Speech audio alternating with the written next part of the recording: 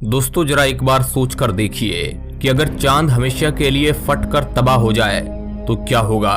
मगर आपको जानकर हैरानी होगी कि साल 1958 में अमेरिका ने कुछ ऐसा ही खुफिया प्लान बनाया था कि न्यूक्लियर हमले के जरिए चांद को खत्म कर दिया जाए। ये भी अमेरिका ने उस दौर में सोचा था जब इंडिया जैसे देश एक मिसाइल तक लॉन्च करना नहीं जानते थे।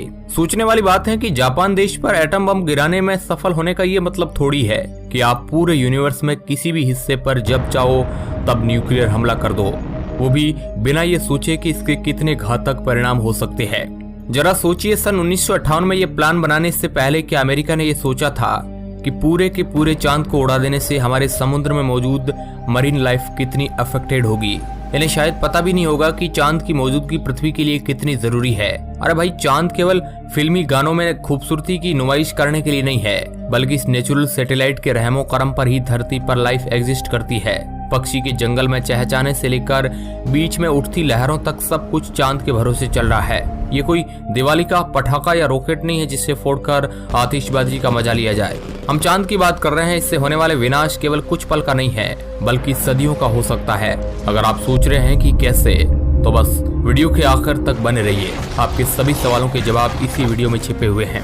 ये वीडियो देखने के बाद आप भी कहेंगे कि हमारी धरती के मौजूदा हालात भले ही कितने खराब क्यों ना हो, लेकिन चांद सही सलामत होना जरूरी है। अब नजर डालते हैं इतिहास की उस घटना पर जिसे सुनने के बाद समझ आता है कि ताकत का रूप दिखाने के लिए अमेरिका किसी भी हद तक जा सकता है। सन 1958 में जब विश्व के आधे से ज्यादा देश राजनीतिक और आर्थिक विकास में खुद को मजबूत करने में लगे हुए थे, तब अमेरिका और रसिया के बीच स्पेस रेस छिड़ी हुई थी। वही दोनों देशों को चांद पर झंडे गाड़ने की इतनी जल्दी थी कि अमेरिका के चांद पर पहुंचते ही वह इस अनखाई कंपटीशन को जीत गए। चांद पर कदम रखते ही अमेरिका को समझ आ गया कि ये जगह इंसान के बसने की नहीं है और वहाँ कोई एनवायरमेंट नहीं है। इससे पहले अमेरिका को लगा कि ऐसे चांद का भला क्या मतलब, इसका क्या किया जाए। ऐसे में अमेरिका के वैज्ञानिकों के दिमाग में यह खुरापाती आइडिया आया, क्यों ना हम चांद को न्यूक्लियर बम से ही उड़ा दे। साइंटिस्ट ने सोचा कि क्या ये ब्लास्ट धरती पर दिखाई देगा, क्या इस ब्लास्ट के टुकड़े धरती तक पहुंचेंगे। कमाल की बात है ना कि अमेरिका ये सोच रहा था कि चांद के फटने का मंजर कैसा होगा, लेकिन ये लोग इसके बाद होने वाले प्रैक्टिकल इफेक्ट के बारे में नहीं सोच रहे थे। उससे भी बड़ी प्रॉब्लम की, क्या चांद को असल में न्यूक्लियर बम से उड़ाना मुमकिन है। उसे असल में एक न्यूक्लियर बम से उड़ा पाना नामुमकिन के बराबर है। अगर आप सोच रहे हैं क्यों, तो चलिए बताते हैं। दरअसल चांद का डायमीटर ही 3474 किलोमीटर है। इतने बड़े डायमीटर वाले नेचुरल सैटेलाइट को उड़ाना मजाक नहीं है। ये दिवाली पर रॉकेट फोड़ने की बात नहीं हो रही है, जो कोई भी नौसिखिया यहाँ पर हाथ आजमा ले। चांद को फोड़ने के लिए किसी भी नॉर्मल एटम बम से काम नहीं बनेगा। अब तक सबसे मजबूत बम रसिया ने बनाया था, जिसे हम टीजर बम्बा के नाम से जानते हैं। अगर हम इस बम की मदद से भी चांद को उड़ाने की कोशिश करें तो एक न्यूक्लियर बम से चांद पर ठीक से ढंग का गड्ढा भी नहीं होगा। अगर इस तरह के किसी न्यूक्लियर बम से चांद को उड़ाने के लिए सोचे तो ऐसे करीब 600 बिलियन टेजर बम की जरूरत होगी। हालांकि चांद का ग्रेविटेशनल फोर्स कम है, लेकिन फिर भी इसका कोई भी हिस्सा इतनी आसानी से अलग नहीं हो सकता है। चांद को तबाह किया जा सकता है, लेकिन इसमें लगने वाली मेहनत काफी ज्यादा है। लेकिन एक पॉसिबिलिटी यहाँ पर है, वह है उल्का पिंड। अब आपके मन में सवाल आ रहा होगा कि क्या उल्का पिंड के जरिए चांद के टुकड़े टुकड़े हो सकते हैं। अब इस सवाल का जवाब साइंस के चश्मे से देखें तो ऐसा हो सकता है, लेकिन इस घटना को रियलिटी में बदलने के लिए हमें ऐसे एस्टेरॉइड की जरूरत होगी जो साइज में काफी ज्यादा बड़ा हो। और इतने बड़े उल्का पिंड तो हमारे सौरमंडल में भी बहुत ही सीमित मात्रा में है। लेकिन कहानी में ट्विस्ट ये है कि ये बड़े साइज वाले उल्का पिंड नेपच्यून प्लेनेट के पार मौजूद है और उसके ऑर्बिट से बाहर निकलकर हमारे नेचुरल सैटेलाइट तक आना काफी इम्पॉसिबल लगता है। तो हाल फिलहाल देखा जाए तो इस पॉसिबिलिटी को भी धरातल पर उतारना नामुमकिन है।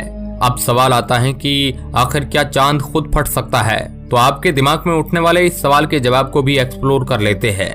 देखा जाए तो चांद के खुद के फटने के चांस 0 है। 0 इसलिए क्योंकि 4.5 बिलियन साल पहले जब चांद पृथ्वी से अलग हुआ, उस वक्त से उसके कोर में धधक रहा लावा भी ठंडा होता चला गया। आज ये लावा पत्थर की तरह सख्त बन चुका है, तो ये सवाल भी यहाँ पर खोखला हो जाता है। इसके अलावा चांद के फटने और तबाह होने के कोई दूसरे अल्टरनेटिव स्पेस में मौजूद नहीं है।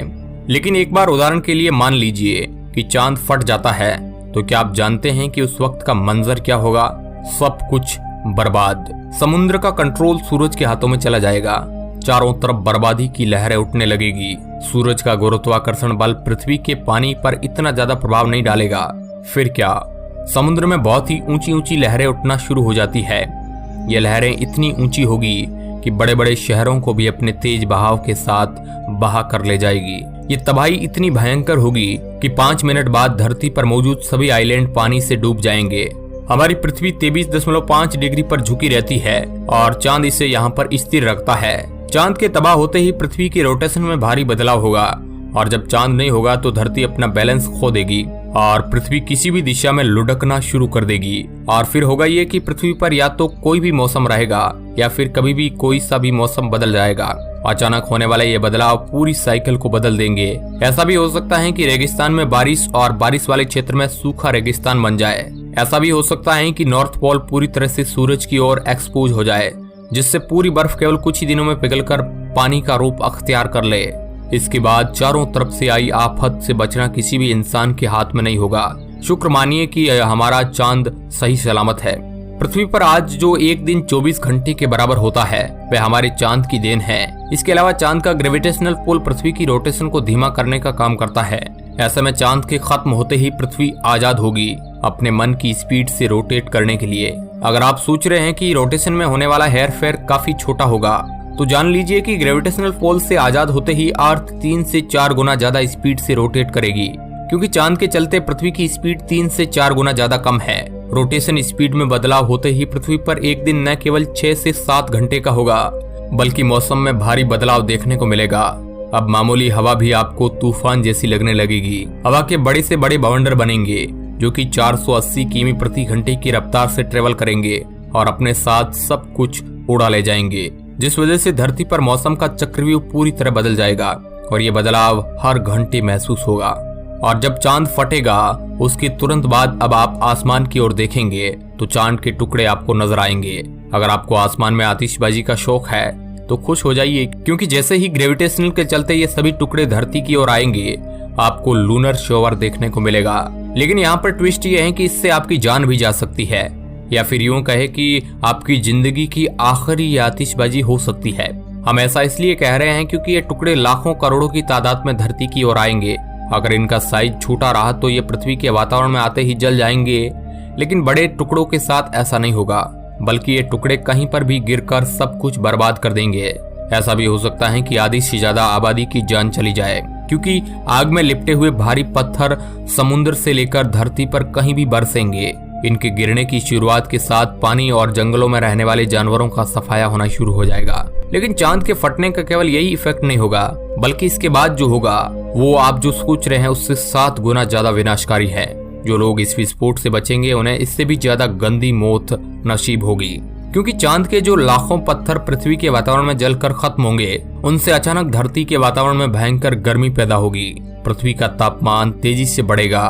तापमान बढ़ने के साथ ही इंसानों का जीना दुश्वार हो जाएगा। तो अब तो आप समझ ही गए होंगे कि इसकी खूबसूरती की जितनी हम तारीफ करें उससे ज्यादा हमें इसके इम्पोर्टेंस की तारीफ करनी चाहिए। तो दोस्तों आज के इस वीडियो में बस इतना ही। अगर अच्छा लगा है तो आप अपनी कमेंट में राय बता सकते हैं। धन्यवाद।